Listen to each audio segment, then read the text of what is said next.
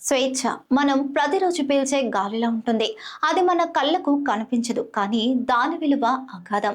మనం పుట్టక ముందే ఈ గాలి శుద్ధిగా ఉండేందుకు లక్షలాది ప్రాణాలు అర్పించబడ్డాయి. ఒకప్పుడు ఈ నేలపై మన అడుగులు కూడా ఎవరో అనుమతితో మాత్రమే పడేవి. మాటల మీద తాళాలు వేసి, కళల మీద గోడలు కట్టి, జీవితం మీద బంధాలు వేసిన రోజులు మన చరిత్రలో ఉన్నాయి. కానీ ఆ బంధాలను విరిచిన వారు భయపడలేదు. వారు చెమట, కన్నీరు, రక్తంతో చరిత్రను రాశారు. 1947 ఆగస్టు 15 ఈ తేదీ మన గుండెల్లో శాశ్వతంగా చెక్కబడి ఉంది. మహాత్మా గాంధీ తన అహింసతో శత్రువును మోకరిల్ల చేశారు. సుభాష్ చంద్రబోస్ తన సైన్యంతో స్వాతంత్ర జ్వాల రగిలించారు. భగత్ సింగ్ తన యవ్వనాన్ని ఉరితాడుకి సమర్పించారు. ఇంకా పేరు తెలియని వేలాది వీరుల త్యాగం ఈ గాలిలోనే ఉంది. స్వాతంత్రం కేవలం గతం కాదు, ఇది మన వర్తమానం, భవిష్యత్తు. జెండా ఎగురవేయడం ఉత్సవం, కానీ జెండా గౌరవం కాపాడటం బాధ్యత.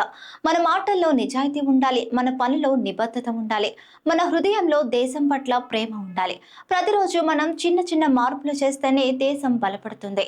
చెత్తను సరిగ్గా వేయడం, పర్యావరణాన్ని కాపాడటం, సహచరులకు సహాయం చేయడం, ఇవన్నీ దేశ సేవే. స్వాతంత్రం అనేది మన శ్వాస, దాన్ని వృధా చేయకూడదు. భవిష్యత్తు తరాలకు శుద్ధమైన గాలి, సురక్షితమైన నేల, సమాన హక్కులు అందించడమే మన నిజమైన గెలుపు.